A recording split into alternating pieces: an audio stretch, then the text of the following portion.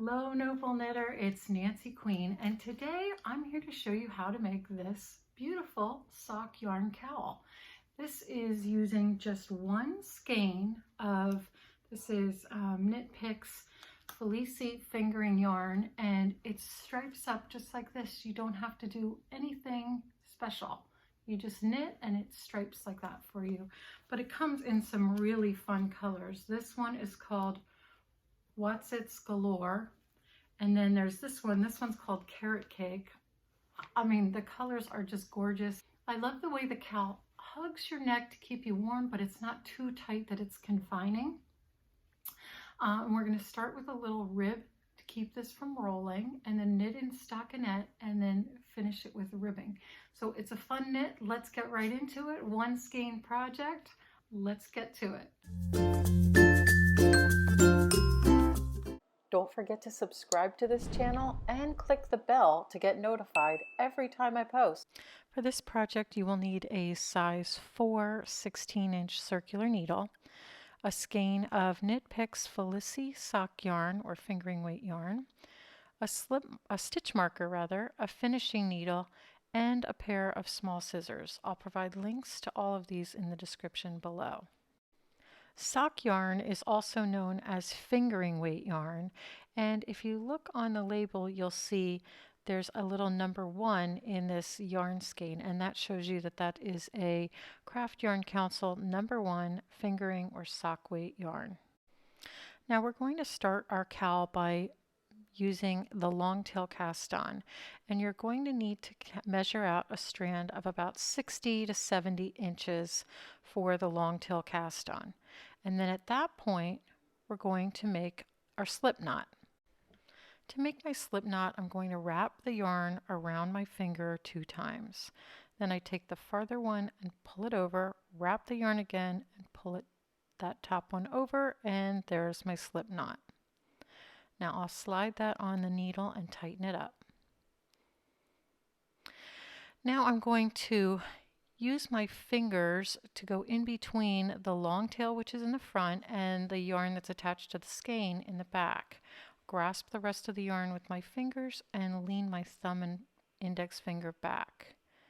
Now to get the stitch on the needle, I'm going to lean my thumb and finger back and then bring my needle up from the hole on my thumb, jump over the fence on the finger, and go back in the hole and tighten.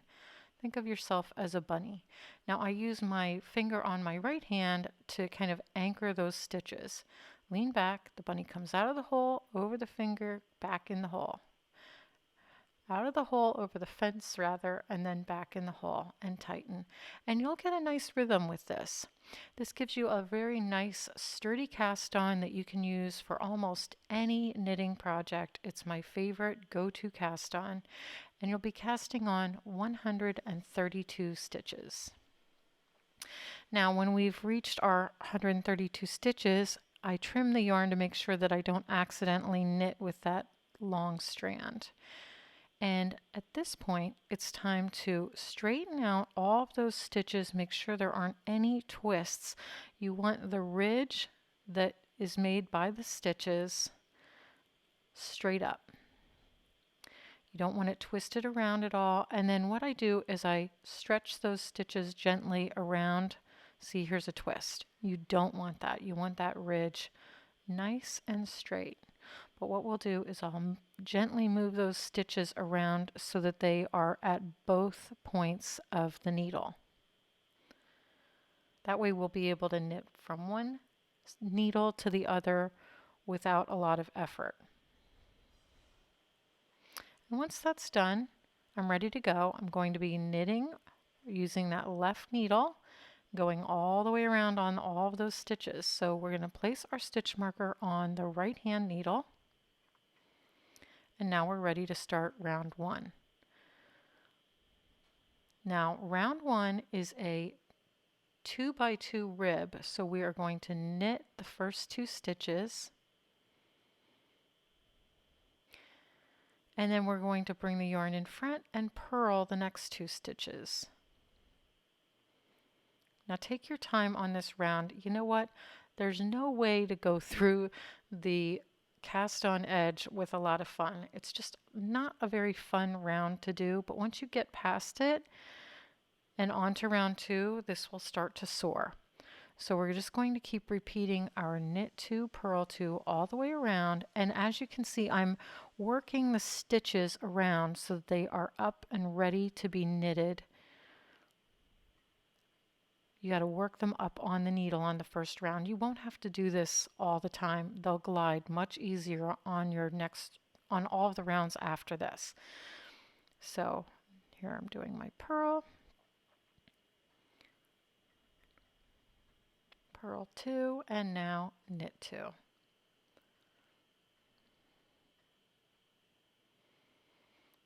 Bring the yarn in front and go back to purl. So it's knit 2, purl 2 all the way around this round. Now I'm coming to the end of round 1, and here is a problem that a lot of knitters run into when they get to the end of their first round. They have this little string in between the cast on, the first and last stitches. Just ignore that. You're going to slide your slip stitch marker to the other needle and get ready to do round 2. That strand in between will go away when you start knitting a few rounds. You won't even notice it. So we'll slide our marker and then we'll start again with knit 2, purl 2.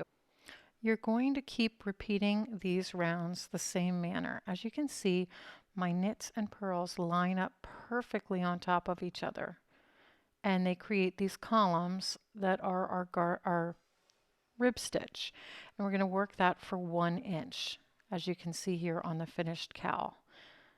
And then we're going to go into our stockinette stitch, which I will show you how that's done. It's much easier than if you were knitting back and forth.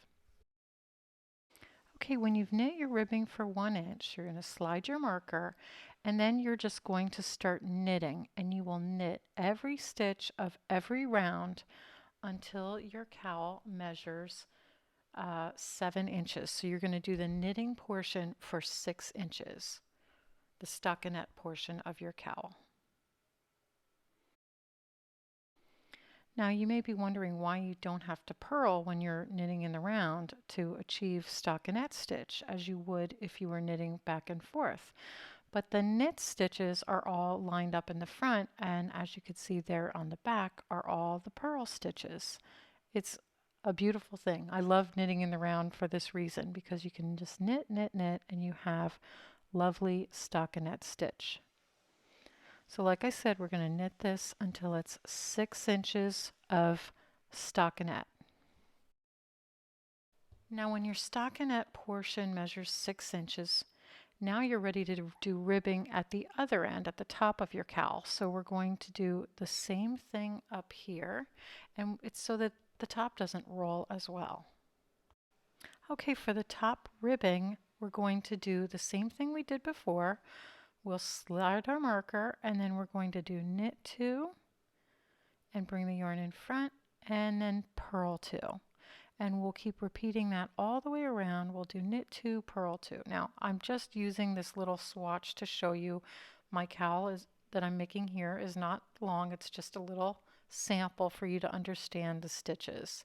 But you'll keep doing that all the way around for 1 inch, and then we'll be binding off. When you've done your 1 inch at the top, you're ready for your bind off.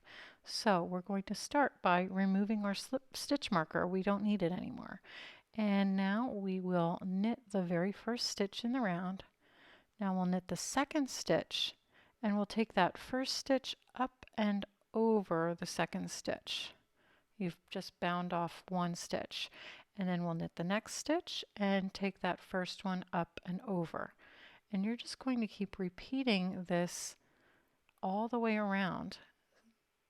Knit the next one, take the first one up and over. So you should never have more than 1 or 2 stitches there on the left needle. And you want to try to make sure that when you're binding off that your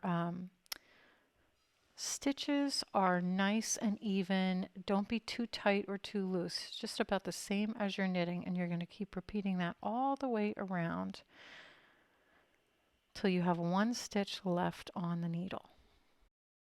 Now when you have one stitch left on the needle, you're going to cut the yarn, leaving about a 4 to 6 inch tail, and pull the tail through the loop, and then I'll show you how to weave in the yarn ends.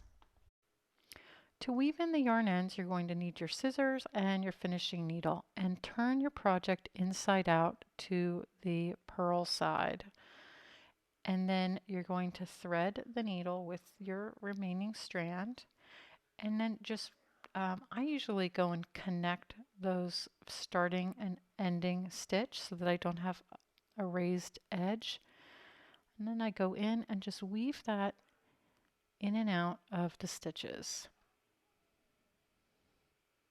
I kind of go up and down in the purl bumps so that it creates a nice stitch that's woven in and you can't see it at all.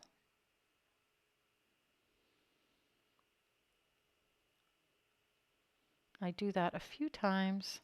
This is actually one of my favorite parts of knitting, just making those strands perfect that nobody can see them, weaving in the yarn ends. It's something a lot of people dread, but once I got into it and make those perfect, it's something I find really fun to do. And I like to wait. Some people like to weave in yarn ends while they're working on their project if it has a lot of strands, but it's something that I like to do all at once. And then trim it close to the work. Make sure you don't cut your knitting. And then I like to just use my thumb or finger and kind of furl the edge, and then it won't come undone and you can't see it. Now I'll do the same thing on the other side. If you'd like a free PDF printable of this project, click the link above or in the description below.